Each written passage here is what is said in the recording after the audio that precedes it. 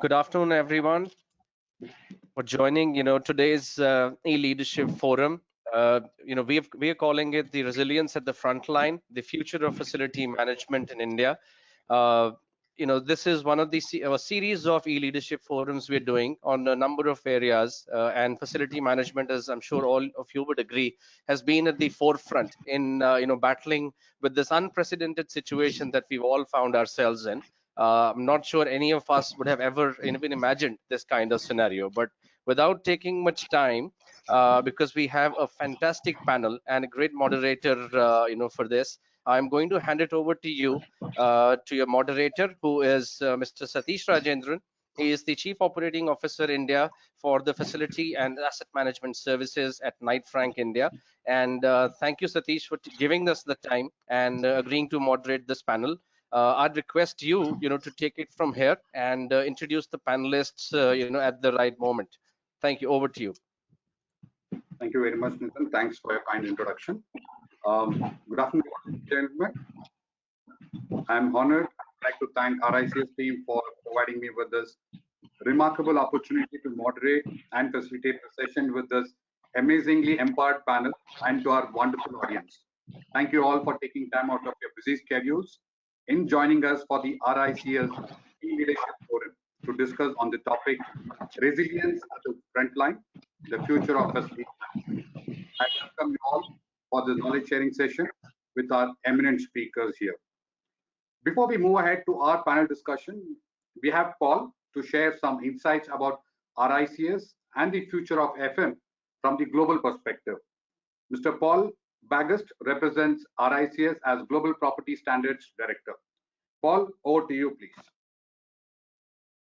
Hello, and thank you very much for the introduction, and hello everyone out there listening. And I'm really delighted to be with you, and what a fantastic panel. I'm really looking forward to the conversation that we're going to have. And COVID-19, one of the positive things that's come out of it is the fact that we've switched so quickly to these digital solutions, and conferences and events have moved online. So I'm actually, really enjoying the opportunity to meet so many fantastic people all around the world from the comfort of my own chair, and we're learning a huge amount, and we're sharing a huge amount, and that's a fantastic thing. And I would start by saying, the FM industry particularly has collaborated and shared experience globally.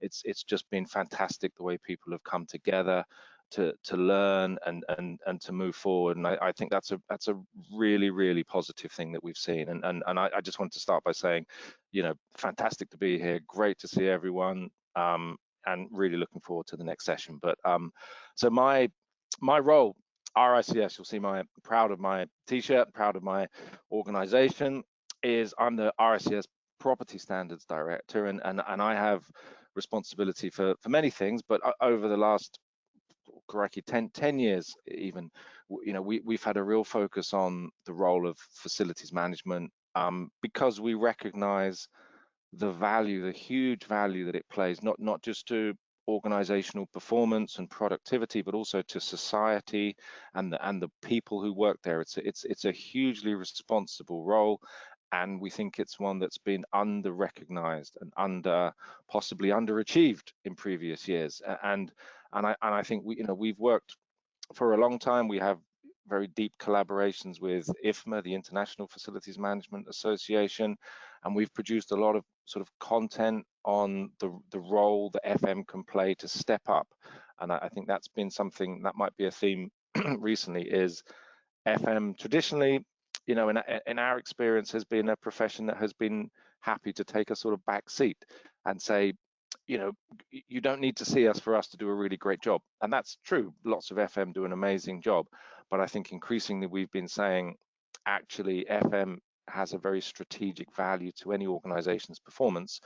And we really want to encourage professionals, especially RICS professionals, who are really operating at that very strategic, very complex level in terms of understanding a whole range of issues, from organizational performance and finance to building operation and workplace experience, etc. So that's the sort of context in which RICS has been really trying to promote the role and value of FM business, society, community, sustainability, etc.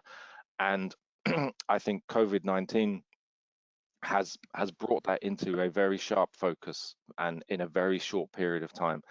And from Europe and from America and from China, we've seen very quickly, and resilience is the right word. I mean, and I think everybody on this call who works in FM should be very proud to work in FM, and I think that's the sense I'm getting from around the world. The FM community, the FM industry, whether they be the service providers, the cleaners, the caterers, the people who are operating the buildings, the people who have the business continuity, showed huge resilience immediately post COVID-19, and even in preparation for COVID-19 in terms of ensuring that buildings were safe, vital infrastructure remained open, hospitals remained open and functioning. New hospitals were built almost overnight. All around the world this has happened, and that's been led by the FM profession, and it's been noted and recognized by policymakers and government, and also people in the industry who may traditionally not have recognized the value of FM. I talk to investors a lot, I talk to occupiers, and the first thing they've all said is the FM is the thing that's supporting us. It's the most critical thing that we have to ensure, and we couldn't do this without that profession. And I think that's been a tremendous kind of thing to see, the way the FM profession has stepped into that and really, just delivered and delivered and delivered constantly, working huge amount of hours under huge pressure, logistical challenges in getting getting people onto sites and moving teams around. And so that's been an extraordinary thing, and that's been replicated all around the world. That's happened in China, that's happened in throughout Europe, continental Europe, it's happened in the UK where I'm based, happened in North America. And so I think there's that sense that FM has really delivered, and that's something we should all be sort of really proud of. And I think what we're trying to do today is, okay, what does the future now look like for FM? That there is a platform here for the profession. The situation is incredibly difficult and incredibly challenging, but does this mean that the FM profession, is finally going to step into that C-suite level? Is it going to have the impact? And I think, and how do we do that? And I think some of the themes we want to talk about today: how do we embrace the sort of digital side of things? How do we embrace the use of data and technology to deliver the new way of working? And this is all going to be coming from the FM profession, I think. How do we ensure that the people who work in our buildings feel safe? How do we ensure that the people who are working at home feel engaged, and how do we feel that they're safe and they're embedded and they're working towards the brand values of the organization and remain productive and high performing? And I think all of these issues, as they come together, are really where the FM industry is sitting right now, is the critical period of maintaining and ensuring buildings run and work. That will continue. And how do we get people back to work? And what does the workplace look like? It's a huge role. And I think the issue we've been sort of pushing is FM is a huge profession, and it adds value at almost every single stage of a property life cycle. And I think that's where we are with it. And I think the profession has a platform to build on. And I think it will be fascinating to hear the conversation to say, what does the future of work look like? How do we ensure that people remain productive and safe, and how do we protect the environment whilst ensuring buildings, etc., are performing? So I think, in summary, the COVID-19 has really just demonstrated all the things we've been trying to say for a long period of time about the value and contribution FM makes, and really fascinated to hear that the next sort of hour's conversation, and encourage you to join in terms of the audience chat, and we'll try and moderate those. But I think I'll leave it there. But I would just say I'm very, very proud to be part of a profession that's delivered in the way it has. Thanks, Paul, for sharing your valuable insights on future of FM, especially from the global point of view, and also what has RICS done. So let's move ahead with the panel discussion. And I am immensely honored to introduce my co-panelists, and pleased to welcome, to begin with, Dr. Shakti Chauhan, Senior Vice President and Country Head, Administration and Facilities, HDFC Bank. Welcome, sir. We have our next panel speaker, that is Mr. Paul Bagust, as we just heard from him, Global Property Standard RICS. Hi, Paul. Captain Sandeep Chauhan, Corporate Services Head, Reliance Jio Haryana. Hi, Captain Sandeep. Hi, everyone. Good afternoon. Thank you very much. Mr. Samir Saxena, India Real Estate Services Leader, Marsh and McKinnon and Companies. Hi, Samir. Welcome. Mr. Rao Sunil, Group Head, Facilities Management Services, GMR Group. Hi, Sunil. Welcome. And lastly, Captain Rajesh Sharma, Managing Director, IFM and Asset Services, Cushman Wakefield. Thank you all for joining us. Thank you all for joining us for today's panel discussion on resilience at the front line, the future of facilities management. So while Paul has given a very broader view from the global perspective, so I'll just quickly give an Indian context. As we all are aware, entire world is passing through an unprecedented time where the COVID pandemic has changed the dynamic of sectors and our complete CRE fraternity. That is experiencing different set of challenges and effects in our built environment. At the same time, there are not only challenges, but also a ray of hope in different forms of opportunities and learnings for all of us for a better positioning. The COVID pandemic has brought into focus FM professionals and how they are evolving and responding to the different needs of sector. The places where we live, work, and visit will never be the same again. At this crucial time, facilities management has emerged as a frontline warrior to ensure business continuity with highest level of resilience from the very initial stage of the crisis. And they are the key stakeholders in our real estate ecosystem, redefining the workplace management solutions and recalibrating the standard operating procedures to ensure safe return of operations and business continuity post-lockdown.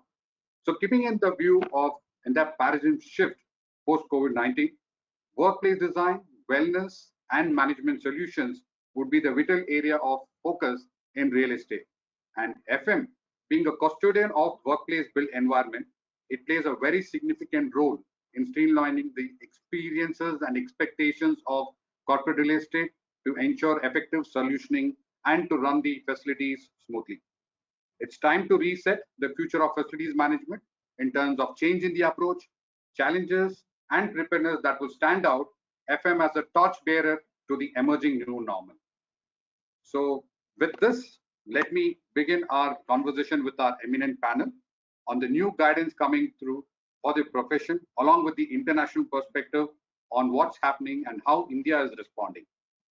So thank you, panel speakers. To begin with, I have a question, and that is for all of you. What is your experience on FM during lockdown in your respective organization? And what are the challenges that you foresee from the end user's perspective for a safe and healthy built environment? Paul, would you like to start from the global point of view? Then I'll ask Dr. Shakti and rest of the speakers to share their views, please. Yeah, sure.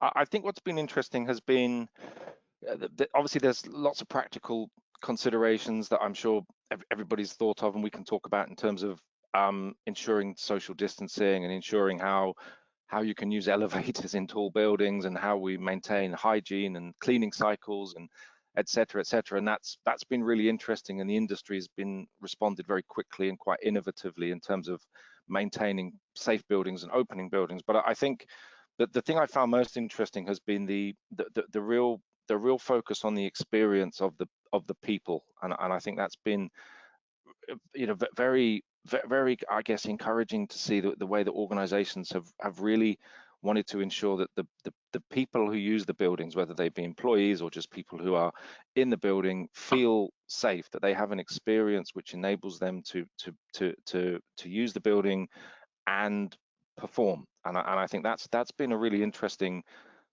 thing that I haven't, you know, you wouldn't necessarily 5 years ago associate FM as being the leader in that space, but I think the FM teams have really led the fact that, you know, we have to look after the people, we have to make sure they feel safe, they are well, we're looking after their well-being, and I think aligning that to all the getting the buildings up and running as an extraordinarily big job, but it's been led by FM, and I think that's the thing I've really noticed. Thank you, Paul. Dr. Shakti, love to hear you. We can't hear you. Could you please unmute, please?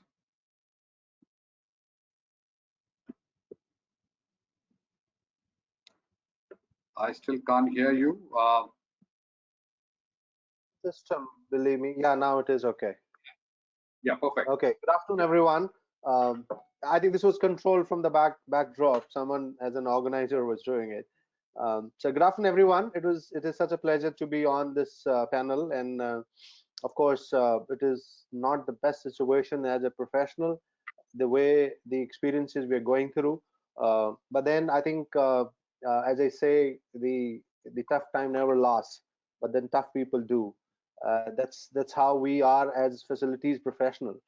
Um, I think the overall experience has shifted, as rightly picked by Satish, is that the focus is shifted from being a team which were more of a support services or a back end support, has just become the frontline warriors across.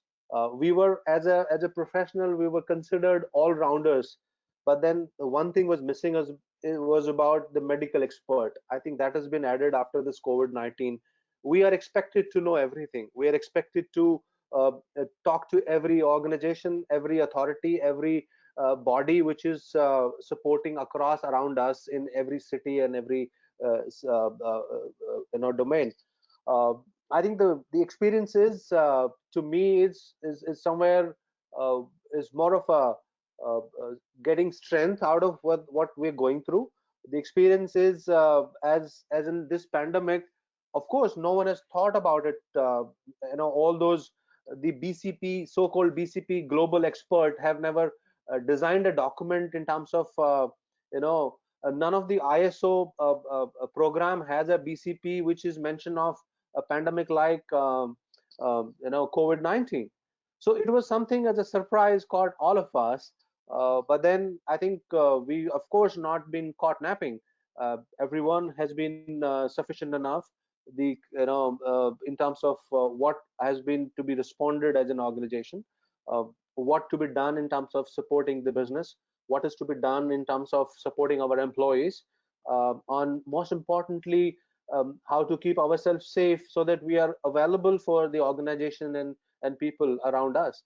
So I think this is a new addition to every professional's life. Anyone who says that he has been preparing and he knew what can be done and all is possibly a bit of overstatement. Uh, but then, as we have grown in this fraternity, about our systems, about our processes, about testing the BCPs in different domain, uh, has not given us those many turbulences. uh, Definitely. Also, with the internet keeping us into the fast pace of learning, is also allowing us to even think ahead of the curve. uh, while we know that it is not a proaction we can create anywhere in terms of how the pandemic which will behave, but then I think more or less things over 98%, 97% are visible, controllable. We know, as in, where do we stand as an organization, as a team, as a professional. So to me, I think, maybe a bit personal, but then it's not a major worry. I think it is about, keeping an absolute sound and balanced mind about what is to be done tomorrow. uh, that is what will help as a leader to any organization, to everyone. I think of course, this is not the best thing, as I said, to happen, but then we are creating an environment which is more respectful, which is more credible for FM professionals and administration professionals. We are creating, of course, an environment which is far more better than which possibly 3 months before, as how this system will evolve, how this overall support to business will evolve. So that's what I feel going forward is a better way. uh, and I think all from Indian perspective and from the bank perspective, as I said, we are present across almost 5,500 branches in India with over 15,000 ATMs and almost 300 hub offices, over 200,000 people. We have been operating all days when everyone else was closed because of essential services. As in Reserve Bank of India guidelines, we're supposed to operate. Uh, so I've been as a leader, we've been experiencing as something as a normal now, which possibly was not 50 days before, when all of a sudden it stuck to us. But then I think the response from the team has been really good about everything in terms of precaution, in terms of disinfection, about training the housekeeping professional, about training the security team, training their supervisor, creating some training programs about how they should deal with situations, issues, panics, and the problems from the government authorities, their families. I think there's a tremendous amount of work has happened in last about 2 months. Um, of course, we as I said, fraternity is being more respected now, and going forward, I think people will be looking at us about how this overall things will lead and uh, execute further. So I rest my comments, and Thank you. anything, of course, specific, I would be happy to answer. Thank you, Dr. Shakti. I think we wanted you to share your views on your experience as well from the organization. It's very nice to hear that HDFC is operating across pan India, and that's the kind of a real-time experiences, and that's exactly we said. FM is a torchbearer at the moment. I like what you said, medical expert. As you said, the multi-hat, what we keep wearing it, and this is just another addition to in the FM. Yeah. Thank you. Let me hear from Mr. Sunil. What's your experience from your organization perspective when it comes to safe work environment from your office? Yeah, please go ahead. You're on mute. He needs to be unmuted. Hello. Yeah. Go ahead. Good afternoon, everybody. Really interesting to meet all colleagues and a lot of professionals on board, and all the people who are attending the webinar. A hearty good afternoon from India, and I hope there'll be a lot of takeaways for you during this session that we are going through. See, when we hit the pandemic, it was a real great. So I'll share specific experiences so that you can understand and have some takeaways. When we hit the pandemic, we operate airports in India. So we were in the eye of the storm, like everybody knows. So there were flights that came in, and then the government said you had to put checks and balances. So suppose a flight had landed, it would take anywhere around 6 hours for us to clear the passengers. But we learned over the next 3 days how to do this, and in fact, over a period of time, within a short time, we learned how to manage these people. So the first thing that we wanted, that the pandemic taught us, was to manage people, and people to manage themselves in a very disciplined manner, which was the first part of it. Also, as a part of office management, I manage office across the country, and I'm sure all of us have buildings. There were 3-4 major issues that we came across when we started this pandemic, when we started this COVID-19. The first was, of course, the availability of workforce. Whether we have an office which is half full, little full, or even let's say 5 people, or in fact sometimes nobody, the facility as such has to be maintained irrespective of anybody being there, and that's our role. And suddenly the whole management started looking at us as heroes, in fact warriors, who will manage the facility and the assets that are there for the company. So that was a great feeling, and believe me, for the past 57 days or so that the lockdown has been in India, I have been coming to office almost every day, and we are one of those teams that are keeping high the office and the facilities here. So we run a control room, so specific experience. So what all we do in the control room? We run delivering laptops across, because laptops is the name of the game today. The internet and the medium that we are talking on is the name of the game. We were running errands to medical centers. We were coordinating with the government and the police forces. We had issues related to what to open, what not to open, people who came in. We had to keep a minimum staff in the office to maintain, because we were part of essential services. The airport was still functioning with a lot of evacuation flights that various countries sent to India and took their country citizens back to their country. So we had to keep the airport running with minimal staff. So bringing the employees in to run the operations, take them back, provide them food, take care of them. In some cases, we also had to make stay arrangements to take care of them. And that's how we managed maybe over 50-60,000 passengers that came in during this period. And believe me, all this with caution, so that we don't lose sight on the pandemic and in any way increase or help to spread the pandemic. So it was all preventive methods. So that was another point. And suddenly we had workforces that could not come because they were in containment zones, they were in red zones. So we were also coordinating with police. And suddenly there was a shortage of many things. I'm sure all of you went through this. There were no thermal scanners.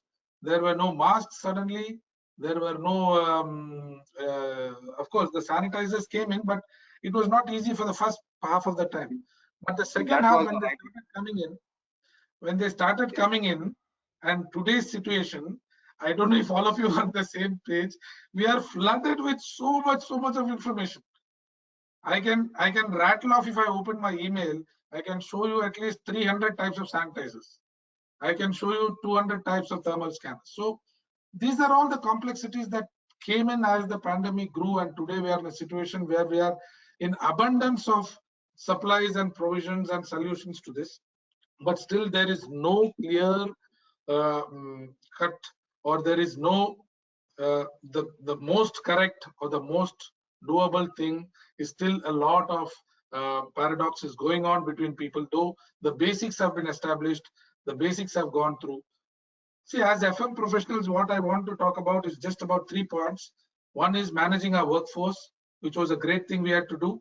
Managing their salaries that we had to pay on time, and keeping all the employees wherever they are, keep them going, wherever, in which condition they were, which remote location they were, to keep them going. This made the organization robust, agile, and perform even during this lockdown. And this is what I think we all should be doing in such periods to take over such situations.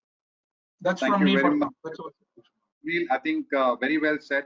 This is what is the wealth of information from the bank side and from the airport side. I like what you said, manage people and people to manage themselves, right? This is very important, because even in the aircraft, when you say, even before you assist others, first look after yourself. So one thing is, like, we all have been called as warriors, heroes, but it's so important that even during this crucial times, these people have come out so well and work. But yes, very well said. But at the same time, it's very important for us to know facilities has to be managed irrespective of who is occupying or not occupying, because the two things: one from the hygiene perspective, another from the overall managing the infrastructure and lifespan of the assets. Very important. So that's very well said, and nice to hear from the experience, the evacuation of all the flights, especially transferring all the passengers during these tough times. I think that's something a great learnings, Sunil. I'd love to hear more from you. Just before that, I think I would also want to hear from Captain Sandeep. What's your view, sir? How's your experience been in your organization? Hi, thanks, Satish. Good afternoon, everyone, and thank you, my panelists. It's always wonderful to be associated with RICS, and to add on what my fellow panelists have shared, I work in a telecom or a tech company, and also being part of essential services. So while it's so unfortunate for the world and all of us that COVID has come in and we all are, facing the challenge, but personally, I feel that it has, given an opportunity to all of us, particularly the FM professionals in our respective, companies, from the, service provider or support function. Honestly, everybody is looking up to us, to me as such, and my team, in terms of things which we were not doing earlier, for advice, for our guidance.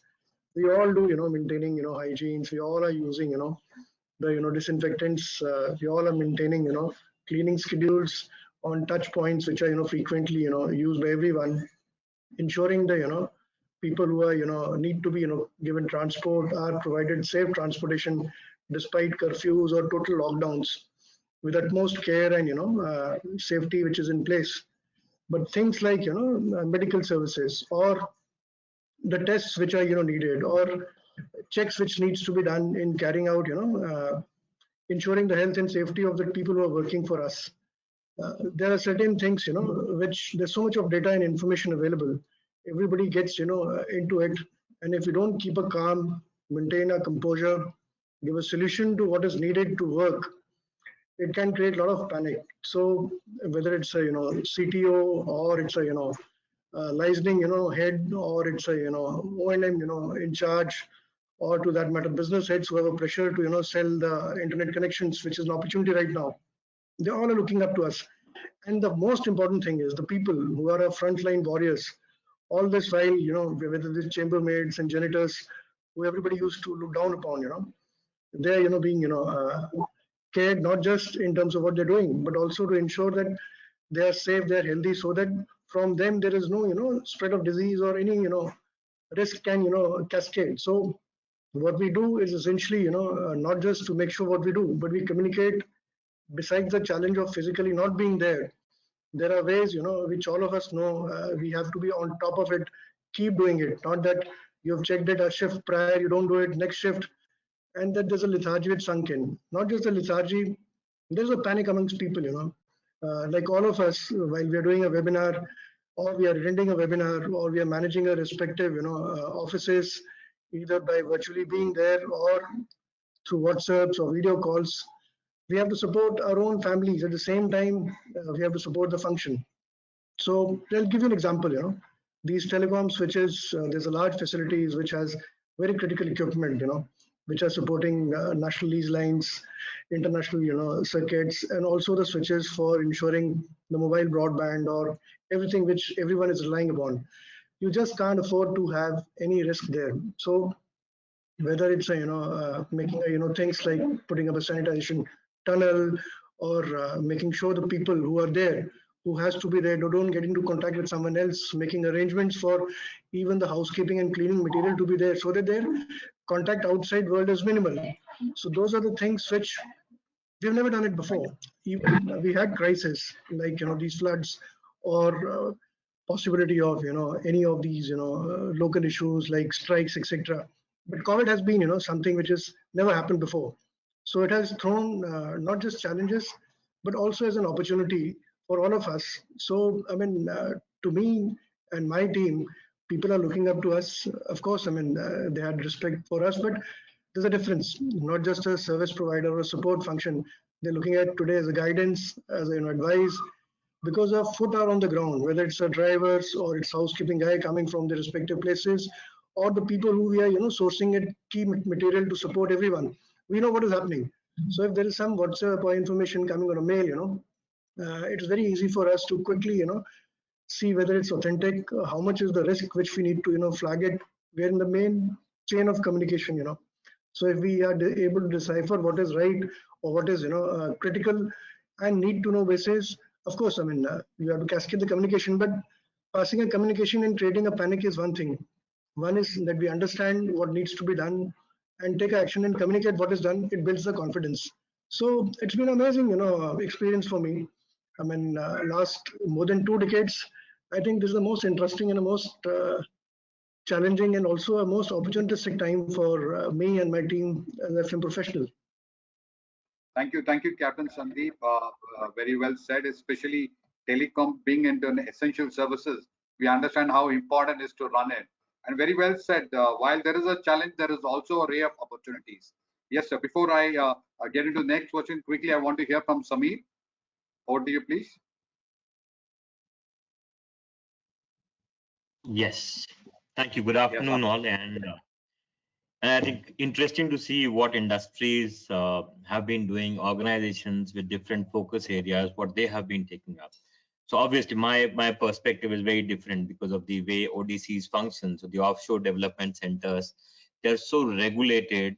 They have such unique challenges, which I think more from a standpoint of an organizational delivery, so that's one part of it. And secondly, in case if you don't deliver, there are agreements, there are penalties, there are multiple things. And unfortunately, till date, pandemics have never been covered in their contracts.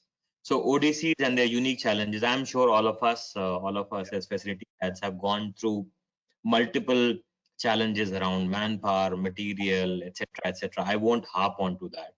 And we are very happy, and that's what I'm hearing from the industry and all my fellow colleagues over here, that we have managed it well, and we have scaled up to the level that was expected. And as far as ODCs are concerned, I think the biggest challenges for us was more around government regulations, because in SEZs and the EOUs, you cannot work out of those locations only. There were regulations around where the VPNs could be there, etc. And work from home enablement, that's why has been a big ask. Logistics during the lockdown, another big ask. So there have been multiple such challenges which we had to go through, even during the lockdown, getting shipments from across the countries, getting it into Delhi, debonded, etc. You name it, and we would have to scale up and do it. So I would rather now go to three of the key positives and three key negatives for me as an individual professional, or from my perspective. I think the biggest positive was that this gave us a chance of introspection, and perhaps we were able to quickly adopt to the new changes, and I think that's a big plus. uh, Organizations or departments. The second point is organizations or the department, they re-adopted or reconfigured their management style. So whatever was prevalent in pre-COVID times was not something which was just there. The third point is the way our government reacted in terms of policy support and the support from other support from statutory bodies, to make sure that the ODCs, the IT industry, do not face a challenge. I thought it was phenomenal. That's a big positive. Engagement within the teams, the education that the kind of commitment displayed by the leadership to keep the FMs engaged, their teams engaged, phenomenal. Big positives that I would say. In terms of negatives, um, I would say the biggest is we were perhaps digitally overstressed. We have never ever attended so many Zoom calls in our life that we would have done in these last 60 days. Right? That's so overstressed, not only with respect to our capacity, our resources, but multiple other things. Uh, Other thing is that this not only impacted us as working professionals, it also impacted our families, our social circles, and much more beyond that. So more of mental and emotional things which have come through. And somewhere around being facilities professionals, when you are supporting organizations, you will also have to cater to these needs of the people who are either working in the office or they are working outside the office. And last point in the negative is, I think we adopted work from home quickly. Perhaps majority of the IT organizations or the ODCs, they had scaled up to 90% work from home or 95% work from home. I think, but then no one ever thought of the ergonomic setup which they would have. Would they have an ergonomic setup? That was the first thing. And second, the kind of accommodation that people live in. There are so many PGs, people living in PGs, bachelors living in small homes, um, nuclear families, etc. They had so much of challenges within that framework. So I think a beautiful journey, a loving one, I would say, in hindsight. Not a great situation, although, but then as a professional, I think I have grown, and so has my team.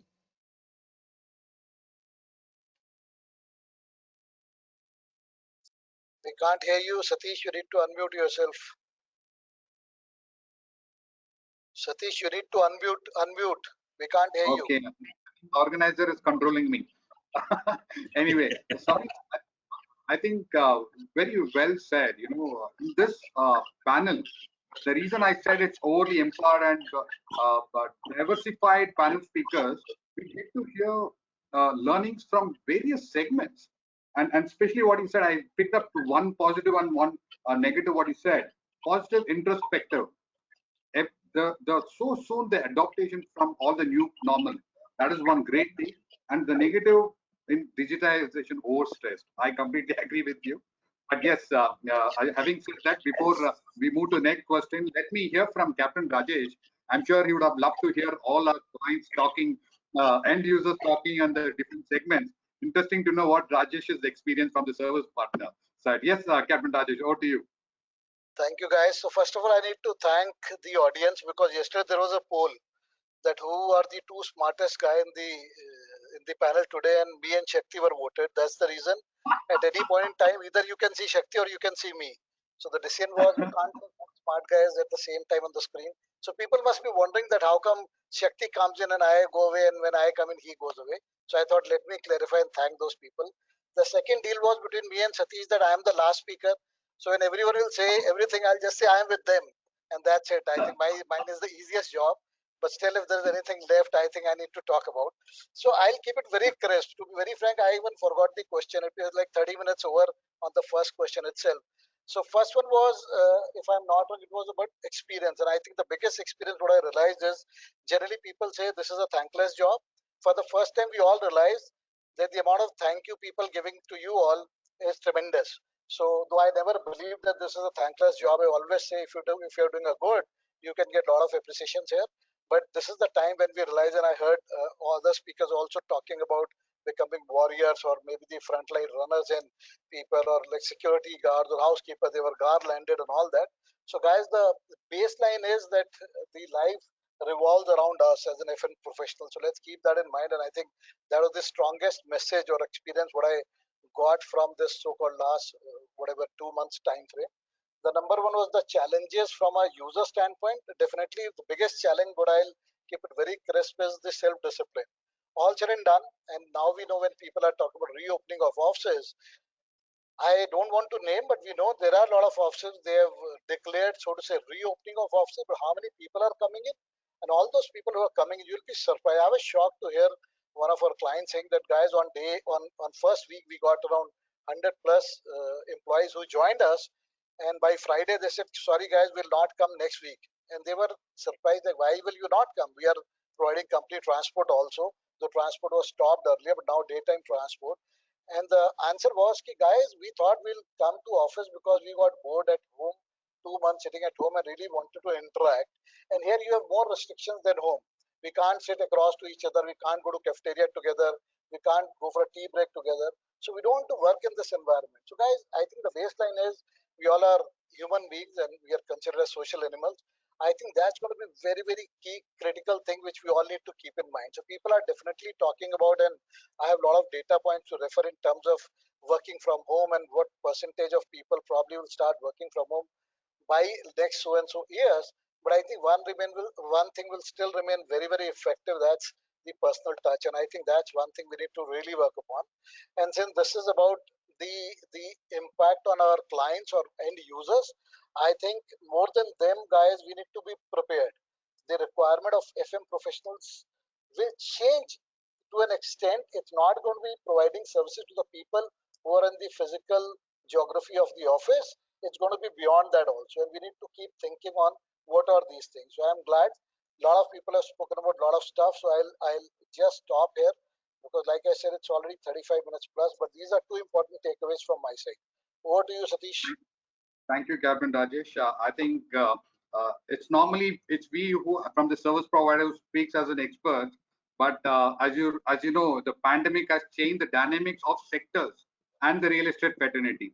And if you notice, we have an aviation expert from the telecom, from the office space, and also from the banking sector, and now from the international point of view. And lastly, as a service provider.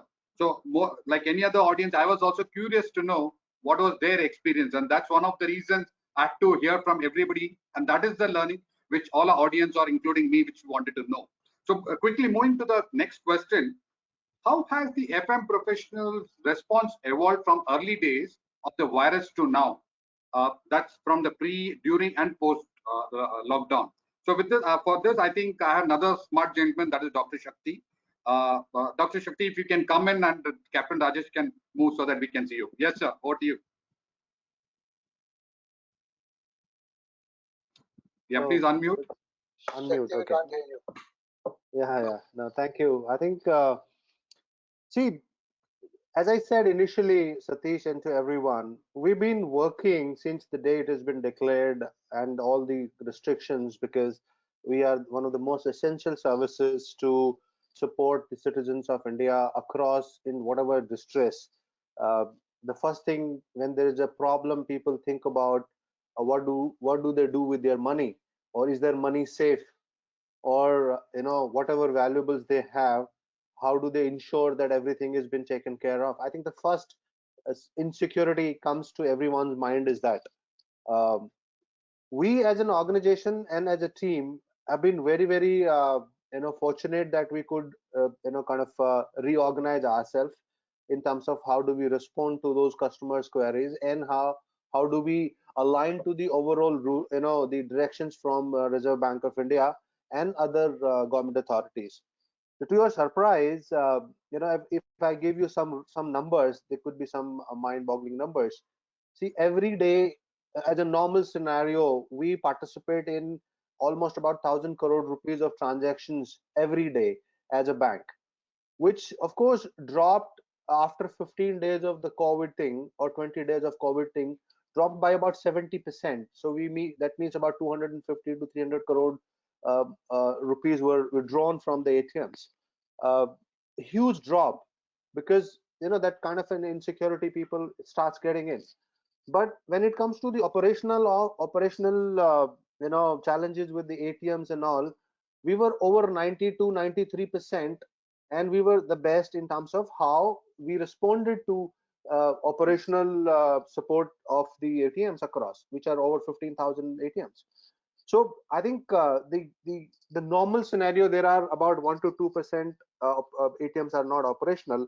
We added about 5-7% due to whatever restrictions on the in the the red zones and areas which are being sealed, no movement allowed, and all those, keeping everything in mind. Then this is basically is something as a number, as what we faced. But then the response has been really good overall. So we've been sustaining all that service level standards. We had challenges about you know everything. People wanted to stay back on the offices. Then you can't operate cafeterias. There are huge challenges. Uh, even the bank branches are operational.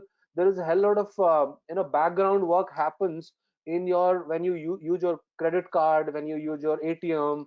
There's a lot of thing which supports 24 into 7 on IT and the servers, and to be up and running, and all the reconciliation people team who tells you if there is a fraud and if there is an attempt to fraud in terms of protecting your money. So it's a huge gamut of responsibility as a bank to carry. uh, Over a period of Sure. time, I think when it happened, of course we had not very very clear visibility about how we will respond to this. Thank, But then over a thank period you. of time, I think over a period of time, it has been more settled way. We are less panic now. We know we have Correct. created a proper SOP about every situation. There is a new code of conduct which we have started in the bank about how people will behave while they are in premises. How we've sort of ensured that there is a less contact about people, employees, or the service partners or vendors, or anyone who's supposed to be there, because not every person who's working for bank is on the bank payroll. There's a huge number who are supporting otherwise as an outsourced staff. Then I think the other problem was, again, not about the processes we have implemented, but the other problem was also dealing with asymptomatic cases in COVID, where you check the temperature, everything is okay, you have to allow them. But then all of a sudden it has happened to one of few of my branches. I've sent about 20 people for the testing, and I found 15 of them was positive, and they were okay working in the branch. So all of a sudden I have to shut down that branch, at least for 3-4 days, disinfect twice, and ensure, make sure that their families are okay, that the panic does not spread further for other people to not come, and opportunity to say that we can't come to the office. So overall, if you ask me, there has been huge learning. We've created proper processes.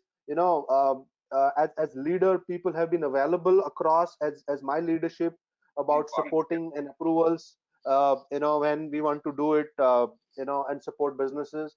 Of course, when we were not sure on something, we of course raised our hands and said we need support. When we've reached to government bodies and we've tried to go and given letters for permission, even knowing that it is an essential services, we were not allowed to operate. Whereas we had a mandate from Reserve Bank RBI to operate on specific hours, even if not with full strength but skeleton staff. So of course, we've changed in terms of how the cafeteria operation will take place. We've changed how the entry. So to your surprise, we today have an understanding that even when the relaxation is over, relaxation is there, we are not operating over even 20-25% across India. So I'm monitoring everyone who wants to enter the building. It's not the group head, it is the admin head who has to approve, because people are not even aware. They just want to show up in the office because they're so frustrated being at home.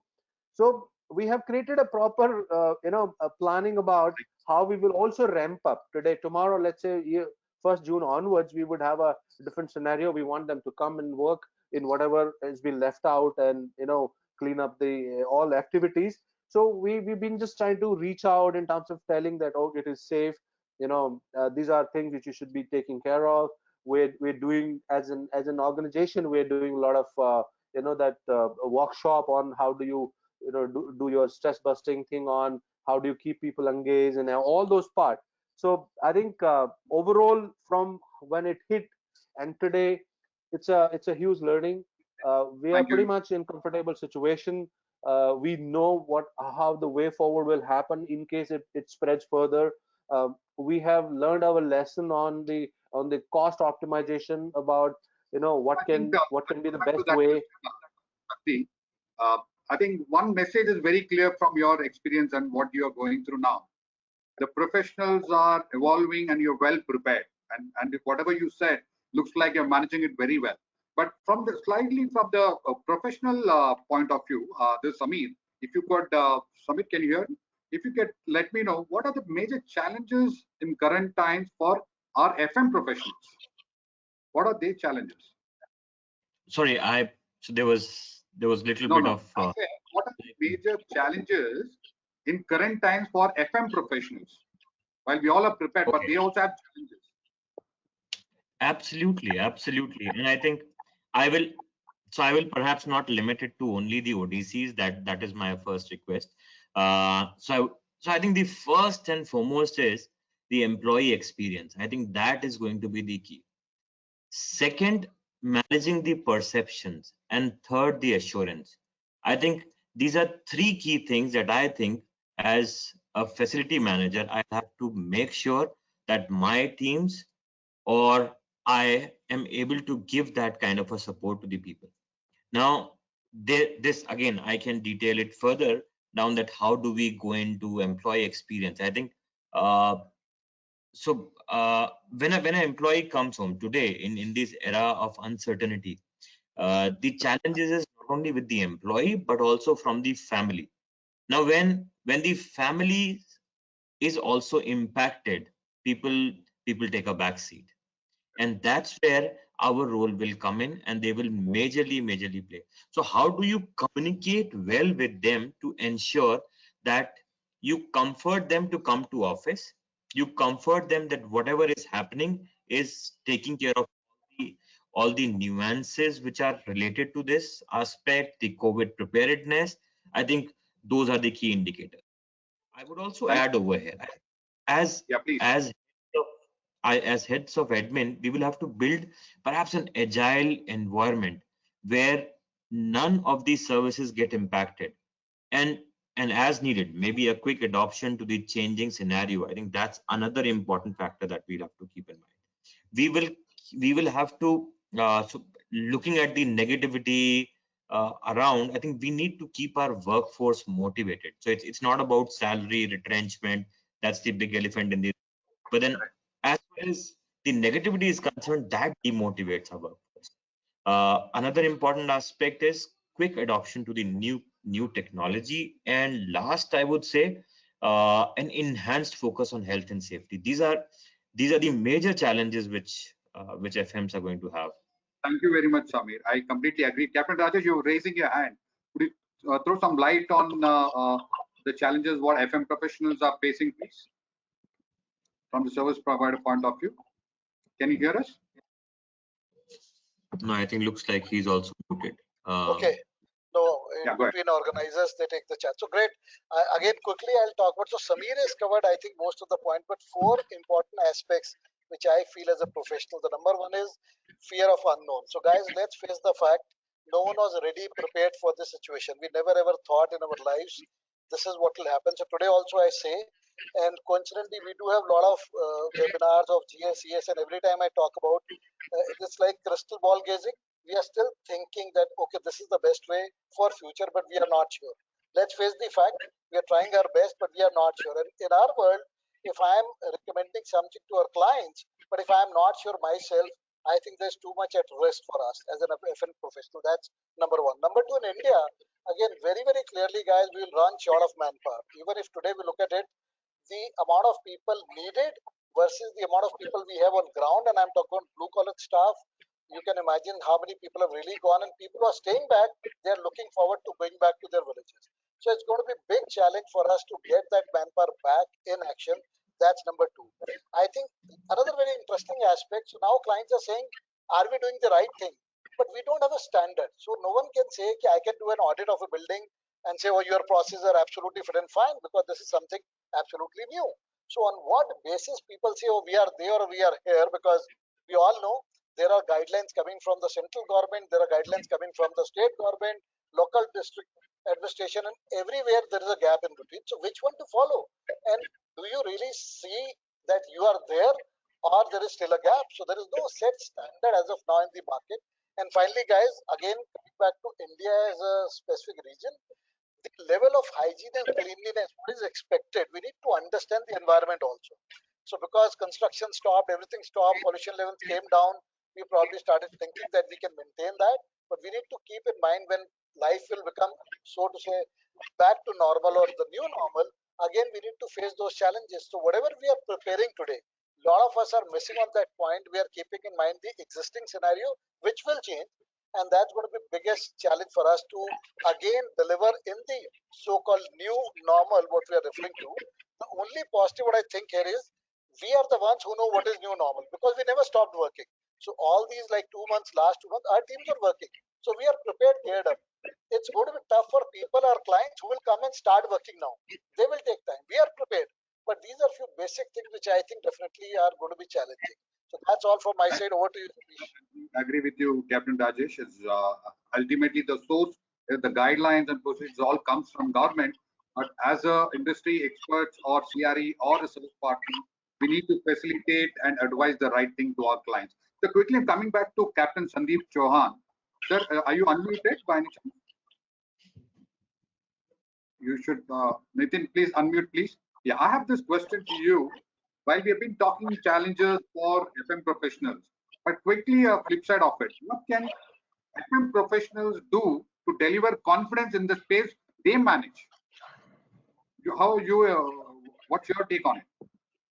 So, Satish, that's a very, very important, piece, because the biggest thing which is, today, in addition to the challenges which COVID has thrown, is the uncertainty, or that, fear of I may get impacted, or someone in my family may get impacted, and hesitation of people to, come to, workspace. So, or if they are in the workspace, still they have a hesitation that are they at the right place, or they're safe enough, and, can they continue to work? So besides what all we have asked to do, or whatever we are doing in terms of experience and knowledge, there are a couple of things which my view is, which we are doing, which probably we all can do, is the one which we are not expected to do. That is in terms of either the some stranded guy stuck, his accident in the family, or exigencies, which is absolutely totally different than, in addition to what we're supposed to do. So we will, I'm assuming, and I'm saying this with confidence, because We all are doing that in terms of maintaining hygiene levels, in maintaining, preemptive, checks of, critical assets, or, managing the occupancy, making sure, the one which we can, not occupy and still have a, minimal staff required on account of absenteeism or whatever challenges, kept in the way it's supposed to be. So I'm talking about, things as part of, maybe, look at it falling into HR, or people. But because we have, assets, because we are facilitating service for us, it may be a little stretch to pick up a phone and call up someone and ask him to do that. Or maybe, some movement or some activity is already happening.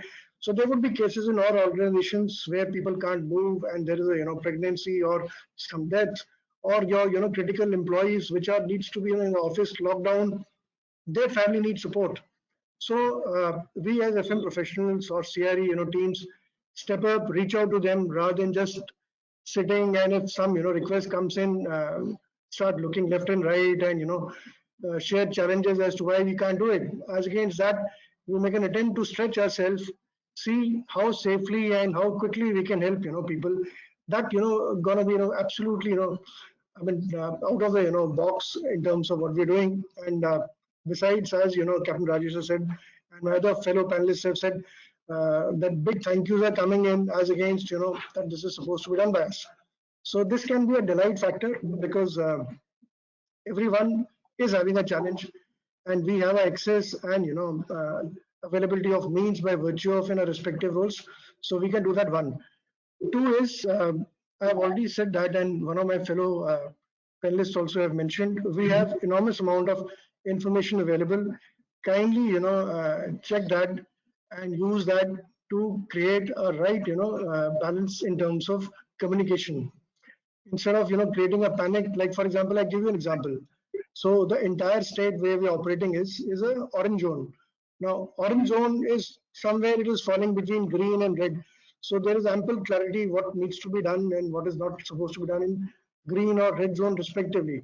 Orange is somewhere where you have to figure out. So people would have hesitation, would not like to, step out, would not like to do, which can impact the productivity or the key objectives of business and organization. That's where you step in.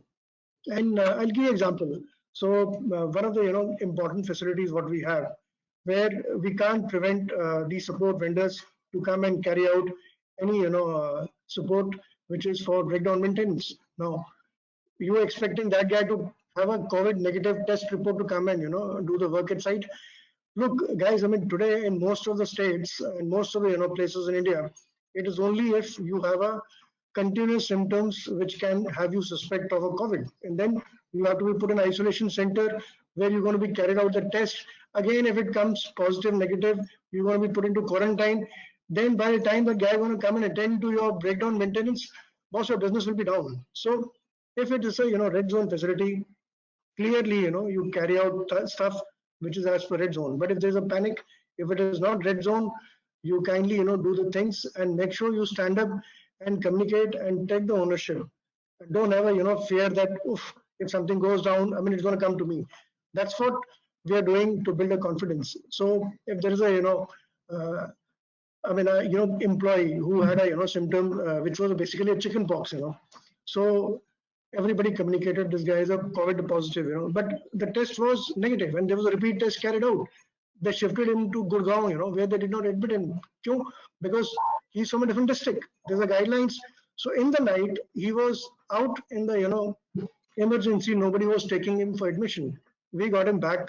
We had a communication. So there was a direction given that any such movement, whether it's a medical or personal, you please speak to CS before you carry out any action.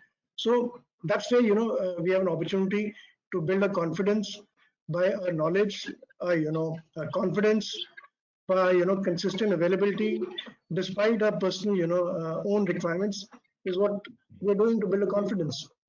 Thank you, Captain Sandeep. Thank you very much. I think broadly, even Sunil had covered, and you have also covered well. In the interest of time, Paul, I'm coming to you. Slightly, the question is related to what Captain Sandeep just shared. But how was this for you? I hope you are unmuted.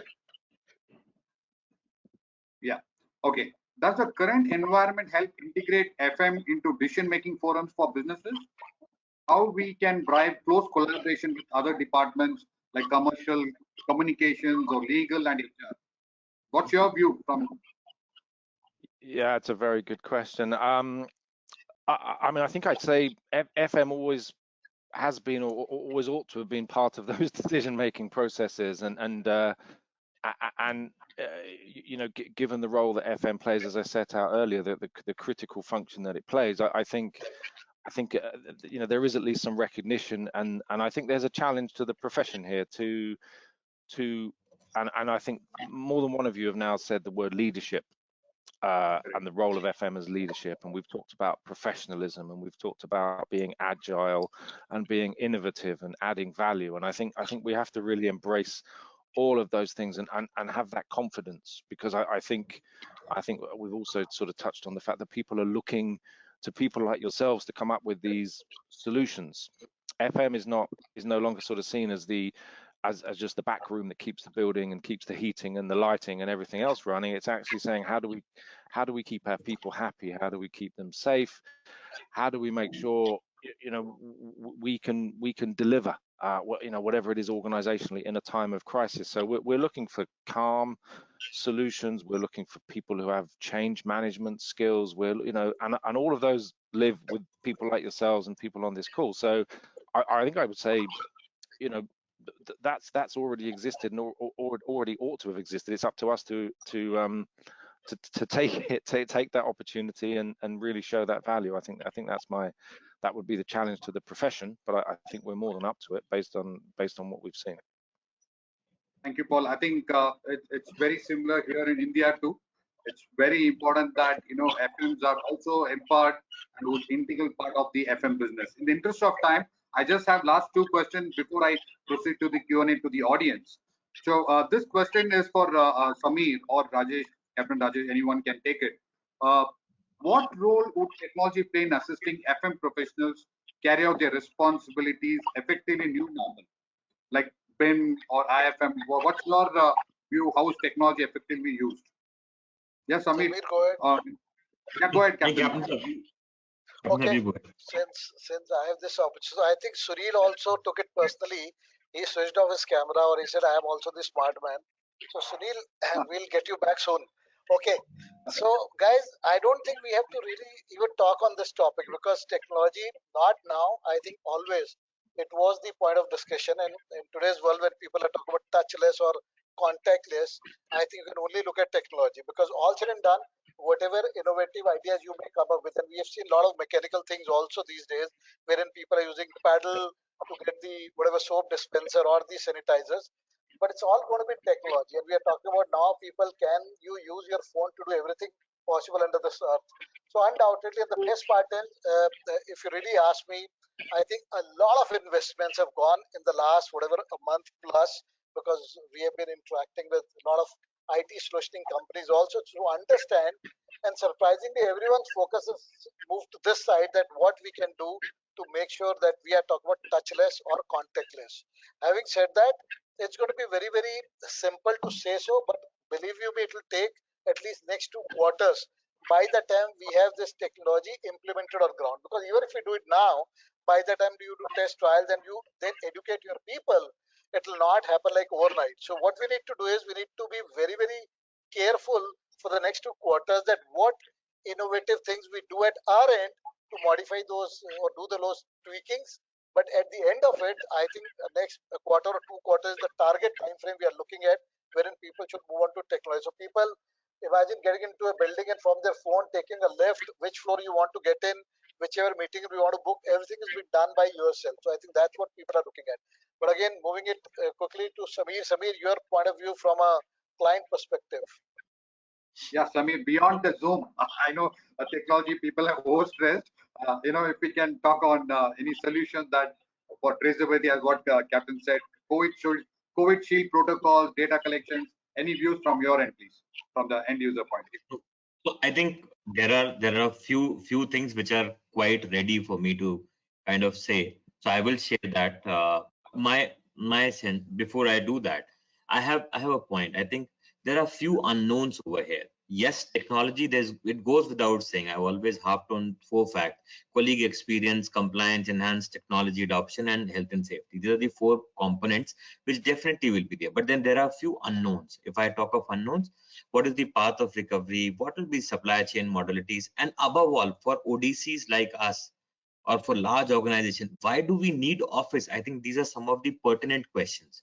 Now, coming to the specific ones, perhaps one of the most important tools, yeah, FM digitization, getting a dashboard is given. It was something that was needed much earlier. We have perhaps delayed it, but what I see is now this situation will fast pace it. That's one. Second, in terms of the utilities around space management, how are we going to do that? Now, social distancing norms, these are going to be a part of our daily lives. COVID is here to stay, and we'll have to design the entire strategy. F&B strategy, what would be the kind of infrastructure readiness? How do we take regular assessments, give that comfort to the leadership and the others? How do you ensure the work from home, the rebalancing of space, relooking at these standards? A lot of these, there will be a lot of innovations which are going to come through, and they are the ones who are going to change the way we look at the entire paradigm. Thank you, Samir. I think broadly it answers, but at least the good news is, as I said, I remember what Sunil said. While challenges there, but also there is opportunities. At least people have started coming forward and started using technology, right, effectively. So that is just a beginning. But as Rajesh said, Captain Rajesh said, in next 2 quarters you will see people starting getting to adopt the technology. So one last question, then I'll move to the panel audience. Paul, Sunil, and Dr. Shakti, one of you can, or all three can briefly talk about this. Do you think the days are fast approaching where we can see the transformation of FM as a more organized sector? And how important is FM education for the professionals in our sector? Sunil and Paul, you want to take it, and then I'll give it to Dr. Shakti to share his view. Yeah, Sunil, go ahead.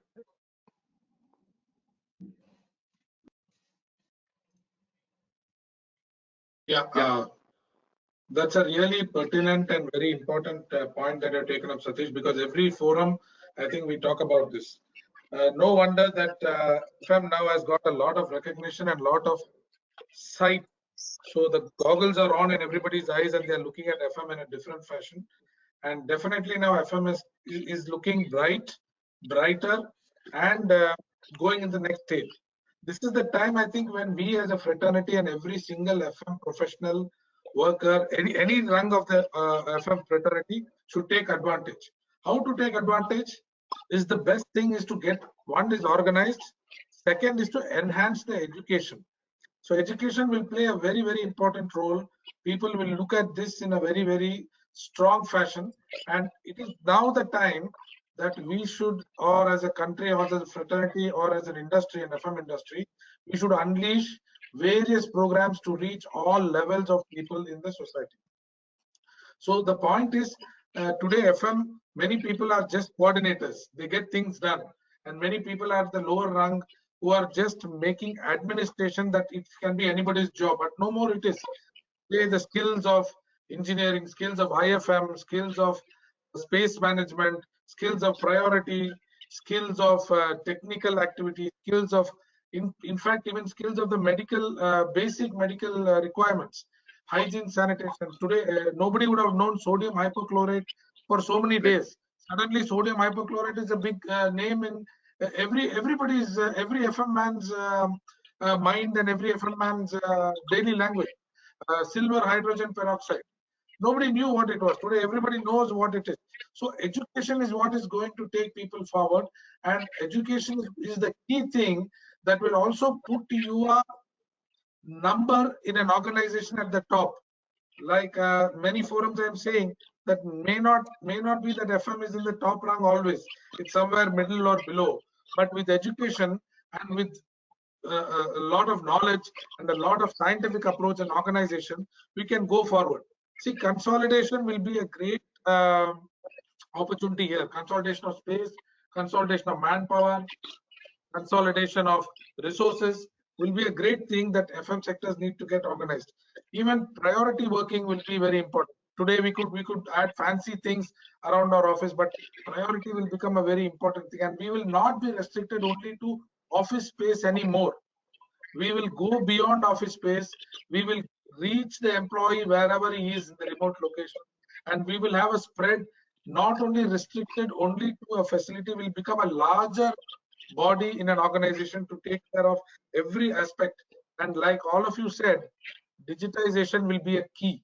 So IT education, education to know how to digitize our processes, what it will carry, because I never knew a thermal camera till probably a few days ago, but today everybody knows. And today I can talk to you about 4 or 5 thermal cameras. I have got basic knowledge at least. Today I can talk to my management proudly, let us take this camera or let us take that camera. We didn't have that knowledge. So education is going to play, and formal education, organized education, along with universities, government bodies, along with the educational bigs and people like RICS and organizations like RICS will be in the forefront to take the FM fraternity to a great leap and make FM an entire makeover and a changeover in the coming days. And it's actually unleashed opportunity and potential for the FM industry. Thanks for Thank you, Sunil. I think Paul, you would like to talk from the RICS point of view, what's happening across besides our country. Yeah, sure. I mean, just to echo really what you said there, but I mean, I think COVID really accelerates the messaging that we've been putting out for a while, in that FM is a profession, FM is a career, and FM really adds a huge amount of value, and we want the recognition for that. And I think RICS has talked about professionalizing FM for, you know, getting on for a decade now, and I think that this situation is demonstrating why we said that. And I think there's an opportunity for us to attract people into a profession, and you know, we look at what attracts people into professions, what the professions do. They have standards, they have trust, they deliver value, you know, they add value to society, and all these things are what FM does, and we're seeing it every single day now. So I think we've accelerated something which is encouraging. FM has delivered. I think all the issues that FM sit across are C-suite issues. It may not be the FM person was the one that was in the C-suite, but the issues of, you know, business performance, employee engagement, sustainable development, sustainable buildings, these are all FM. These are all FM, and I think that recognition now is there. So I think from an RICS perspective, it's just, okay, let's ensure we're talking to governments to make sure they're clear. Let's make sure we're positioning the profession in the way it deserves to be positioned in terms of its attractiveness, and you know, the fact that it is a career and it is a profession that adds huge value. I think that's what we've been saying. I think this just amplifies it. Thank you, Paul. Dr. Shakti, you would like to briefly cover on this, or should we move to the Q&A? Yeah, please go ahead. Okay. Yeah. So the quick 1 minute, you know, maybe summing up, as we say that we definitely, as an FM, we getting transformed, and what are the things which we need to really look at is about, you know, of course, when we move to this level, we have to, of course, digitize ourselves. We would come up with more, you know, diligent and intelligent dashboards. Of course, what we need to do is imbibe technology in every day-to-day life. We as a leader have to learn new way to lead, because it will be more remote, and you know, it will be a challenge about how do we engage people or frontline team. That will be another thing which we have to look at as leader, and also create some create a lot of in-house capacity, like, you know, the kind of disinfection course you have to do every day and every week. I think you have to create those systems in-house, about knowing, as what Ralph has said. So the 5 things remains always important for me is customer. How do we respond to those in terms of in the change scenario, and what is the best? The second is, of course, compliance, to make sure that, you know, the business interest, the brand and everything is intact. The third, which I say normally not the best first, is that cost and consolidation. Of course, is an opportunity when we have spending so much. It's an opportunity for consolidation. So we need quickly turn around, understand what could be the values we create out of the cost we're spending. Then the fourth one is the continuity of our business. Of course, that remains as a paramount importance for all the professionals to make sure that while we are dealing with day-to-day operation, we are available, we are ready for anything and everything as continuity. Last but of course not the least is compassion. See, we as professionals lead huge manpower. Few thousand. I think if you ask me, it's almost about 25,000 people across India, and some of you maybe in lakhs, because as a service provider, there's a huge number of manpower we deal with. So the compassion has to be on top of our mind as leader to bring that, what disconnects us as a technology, we need to connect this as a compassion as humanity to make sure that whole workforce is staying motivated across, and they feel that they are adding value to each one of us as the contributor.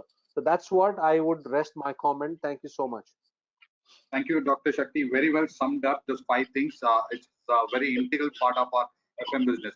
Quickly, sorry, I've taken extra 8 minutes. As I said, we don't get an opportunity to hear from all of you.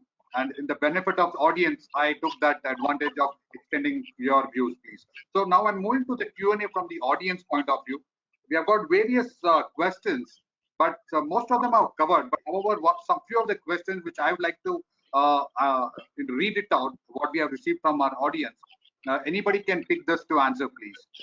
What do you think about paying salaries to the frontline workers in FM space for the lockdown period, keeping in view their existence and fight against COVID-19, and also to ensure that they get the desired amount of support to sustain during this period? Any suggestions to the employers who are not ready to pay and support at this stage? It's a very important question, I feel, but I'll leave it to the panel members to answer. Anybody want to take this question and answer, please? So maybe we'll have a conflict here, because as a service partner, I think it's very important for we to understand that we don't have a choice. See, there are certain things wherein it's like a mandated norm from the authorities, and people don't have a choice. All said and done, and I completely appreciate that beyond a point, people are going through a financial crunch. As partners, we need to work together. But in spite of clear directives, if we say we will not pay, personally, I would say that's not the right way. There are also a lot of other ways and means to figure out how we can save cost. So let's spend time there to figure out how we, because this, like everyone is saying, and just Shakti also spoke about, it's going to be future for us. It's going to be our life going forward. So we need to look at how we need to reduce overall cost, not by saying by not paying for that a month or 2 months time, that too in spite of directives. And I'm sure we all are waiting for the final judgment from Supreme Court, which was on the manufacturing side, that if people are not producing anything, why they need to pay. That's an agreement between employer and employee. But as of now, I don't think there is a choice. We have to do that. Tomorrow there is a revision. We'll definitely look at that. So that's from my side. Over. I couldn't agree more on this, Captain Rajesh. But anyway, let me hear from the end user point of view. Yeah. So I think I think from the perspective of the IT organization, that's what I could actually say. There is not only a mandate or kind of a support for paying the salaries, but then a lot of our organizations and organizations that I work for, we have gone a few steps further in trying to get additional medical protection for them, getting in additional money in their pockets because of the way that they have supported us during this entire scenario. So I think all in all, there are no talks around deducting a salary, because that's not going to help. You take years to build a team, and these are all your team members. It is not that you just hold on to someone and you just place that someone over there. So it takes years to build a team, and to destroy it by not giving a month salary doesn't gel well with the majority of the philosophies, I think.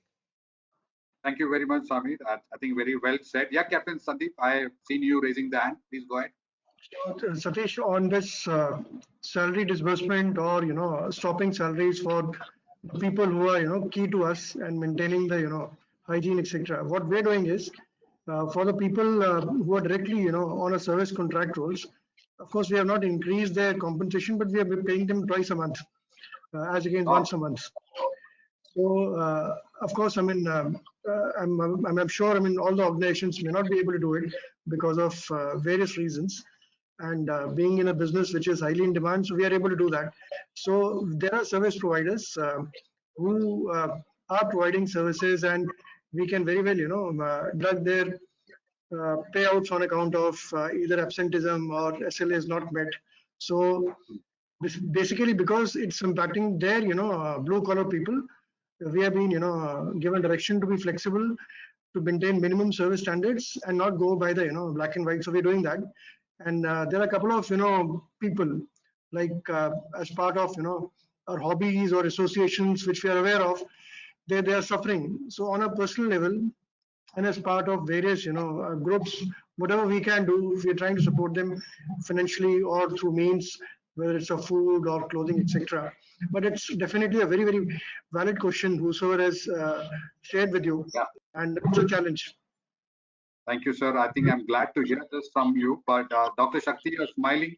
I know you are being pained, but So I said my fifth point was compassion, Satish, and I always speak very loud about it everywhere, every forum. Think a situation you're not getting your salary for a month, and what happens to you. I just got an SMS that I got my salary credited. Of course, it's a great feeling. If even see if someone is not working just because he don't wish to work, it is just because there's a condition like this. So as leaders, is our role is different here. We need to step in here to take self interest or safeguard the interest of those people who work for us. We, as Rajesh has said, we can look for different ways and meanings of creating value in the organization. But then this is not something, and as rightly picked by Mr. Samir, is that we take a lot of pride and a lot of time in investing in team and making a team out of that. If that unrest is in the team, believe me, no one will believe in any one of us sitting here and doing all the spiritual discourse. I think it is not always about professionalism. It is always sometimes about humanity. It is sometimes about more in the leadership, what we lead to. It is a mix of everything. We must know what is required, but that's not a solution about not paying. We must support, because we're part of that society which exists because of us, and we are part of society. So we must make sure that all support in wherever, whatever possible. thank you Sorry, very you much, can't sir. see me, but one important thing what Shakti said, we as leaders have to come forward. See, it's all said and Correct. done. If as leaders we don't fight for it, no one is going to pay.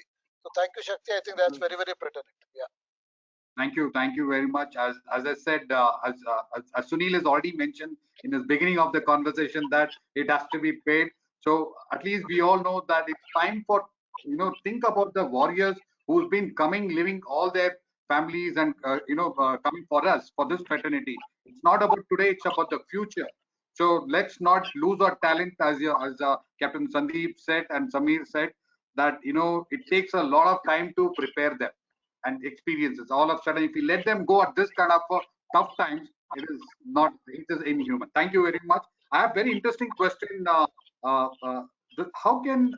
FM can be a game changer in healthcare industry post COVID? This is one segment we have not covered, but anybody want to talk about this? Healthcare. Do you think that FM is going to be a game changer in the health sector? This is one of the questions what we have received.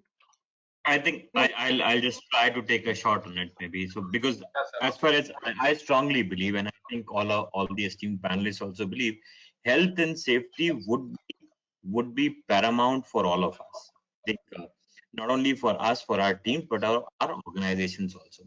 And moving ahead, there are going to be a lot of requirements which are going to come in. It'll not end over here. This is going to be fast moving. We don't know what's going to happen after 3 months. And I think because of the virtue of agility that we bring into our function, our demands towards the healthcare industry will actually grow. And our requirements for that industry will grow. And I think that will change a lot of it. Very honest, it is very difficult to kind of detail it down to say that these could be things. But then I think looking at the entire situation, we being the trusted partners for our business, I think we have a very, very key role, and we will contribute a lot over there. Thank you, Samir. I think I'll just read out 2 more questions and then we will conclude it. There's another question given the successful testing of work from home due to current pandemic, which is working out very well for several organizations. how would this impact future of real estate? Would it benefit organization to reduce their real estate costs? It's a CRE question. Anybody wants to take? I like, okay. Sandeep. Yeah, Yeah. Sandeep, yeah, please. I mean, Satish, it depends upon what is the operation you're carrying out from that real estate. So, to give a specific example of what we do, wherever we have leased property from we are operating switches. We are not in a position to really negotiate as we are able to negotiate for non-critical offices or facilities, because even if there is a opportunity to relocate a telecom switch, the cost of setting up offsets the saving for next 30 years. So but largely yes, we are able to negotiate our leases. So specifically, wherever the critical stuff is there, we are not able to, but it's going to be in the hands of us in terms of negotiating, and there are a lot of opportunities in terms of availability. We are not paying escalations. We are also reducing the rentals, but we are not able to do it for the offices which we can afford to shut also for a day. So Okay. typically cell sites or critical cell sites or switches, we're struggling, but other assets we are able to largely negotiate hard. So how it's going to impact? I mean, a lot of industries are not able to do well, so they're looking at in terms of either consolidation or exiting. So it's going to be a tough phase for commercial real estate, is what I feel. I think yes. Samir, you want to add on, and then one last question. I'll give it to Paul to before concluding it. Yeah, Okay. Samir, go ahead. I think so. I'll cover again more from an ITS perspective. I think one of the things which have been covered by the esteemed panelists. I think one of the things, although it is a very great idea. A lot of organizations are talking about 50% work from home, 75% work from home. Depending on the kind of work that they do, I think they could achieve it. But then primary, I would say there are three factors. One is the compliances. There are government norms. How can you, or to what extent that you can do? There are infosec challenges. I think we will have to manage that. Consent from our overseas partner, UK, US have got phenomenal policies around privacy, etc., etc. I think we need to manage that. And last, over here in this section would be setup. What is the kind of setup does an employee have its own? You cannot be treating a financial data of a person sitting in a bedroom because you don't have a space, right? So that is where I see there will be multiple. These are still moving parts, although it looks good, and I definitely think that there's going to be a change. But then to what extent will it be 20%, 25%, 30%? Difficult to predict. Last, on terms of the real estate, right now I don't see real estate market going down in next 3 to 6 months. I think there will be secondary supply which will come in the market, but then the primary supply will be delayed easily by anything between 5 to 8 months. Institutional players, they have their hands full. They will not buzz much. But then other individual developers, yes, or individual landlords, they would perhaps go in a different direction. So that's all. Thank you, Samir. I think broadly I've covered what on the question. So, Paul, over to you. Very important question, at least for me and many of the youngsters. Though I'm not a youngster. Yeah, Paul, over to you. Please unmute. Do we see any recruitment at the fresher level in facilities management post COVID-19? Wow, good question. At what level? Sorry, in terms of, are you talking about senior level pressure, here? Pressure. Junior guys. Okay. And the younger people in, I haven't seen it. I think it's too early to say, if I'm honest. I think that there was a point somebody made. I think there's a danger if we try and rush into things. I think it's probably too early to make that call. I think the opportunity exists, and I think we've talked about technology. I think we need better data in the profession. I think there's an emerging and evolving profession that will require people to come into it, because I think the expectation on the profession is going to be very high in terms of the ability to make an informed business decisions. You talked there about the impact of working from home, and I think we have an important role to try to bring some calm into some of these conversations and some clarity, because I think there's a danger we could rush into the wrong solution for commercial real estate just because people can work at home. It doesn't mean actually it's a good business decision to do so. So I haven't seen anything at the moment in terms of significant recruitment, but I wouldn't be surprised if that was the direction as we come out of this. I think most firms are fairly occupied in the short term, but in the medium to long term, I think hopefully if we are able to, and I think the ability to have evidence-based conversations based on data is going to be a big challenge for us. I think probably we haven't delivered in the past in terms of how do we demonstrate the value in terms of all the complexities that go into operating buildings and running teams, etc., etc. So I think we need to be prepared for those conversations if we want to articulate a case. But I think in the short term, it's not something I've seen. If that's the specific question, I think in the longer term, yes, I would hope that might be it will become a profession where I think we would hope to see some growth, because there's going to be a shift in how work is delivered. Okay, So, Paul, thank sorry, you. since you are not on the screen, you can't see my hand there, so I just am interrupting. And Paul, since you are here, again, I think very interestingly, we do a lot of such events on our GACS platform, and one point which comes every time on this cost cutting. So we spoke a lot about India as a market. Do you guys also hear similar stuff in UK or let's say other parts of Europe, wherein people say people who are front ending on ground, their salary should be deducted, anything of that sort?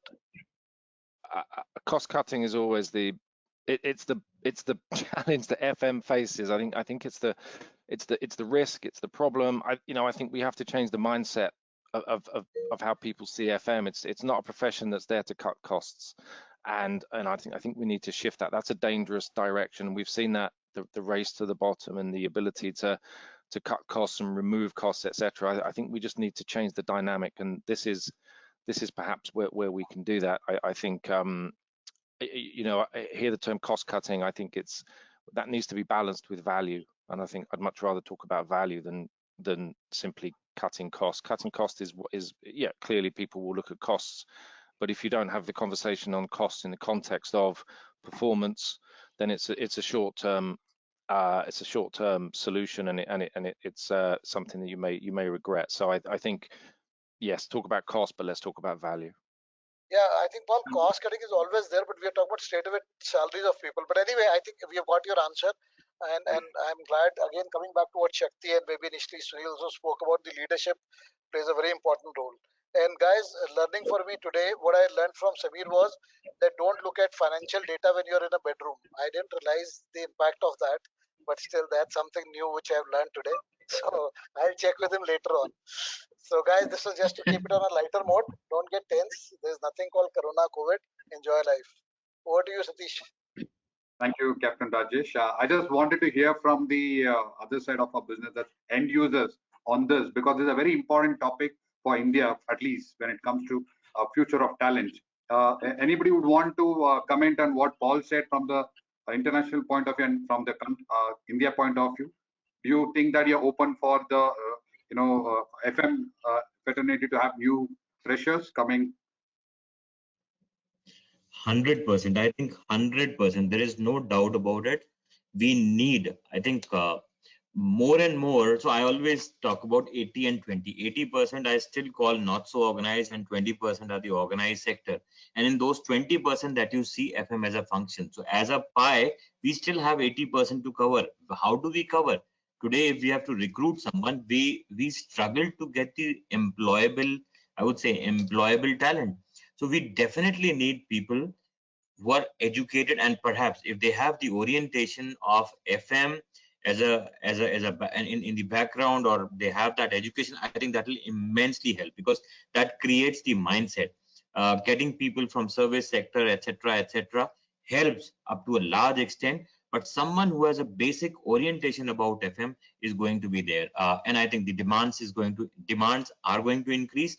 Organizations are really realizing the importance of organized FM services in today's context, and I'm very sure of that. This will take a direction in the north.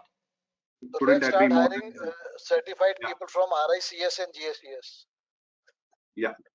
So thank you, Samir. The point was really important because it's, as you know, that it's no more what it was. The future of FM, the perception is changed.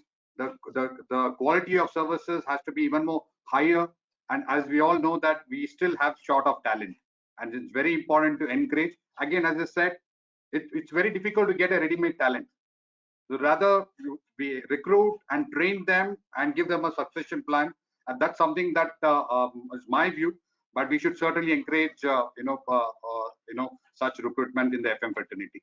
So with this, thank you very much for all the audience for your patience. I hope all the discussion points were very much useful. Great to hear from our speakers about their experiences from their organization point of view and their personal experiences. This clearly demonstrates our roles as the CRE and FM professionals as key catalysts in laying the foundation for the future of FM. With this, I thank all the speakers for sharing their thoughts and RICF for putting us together. Thank you very much. I'm signing off, Satish Rajendran.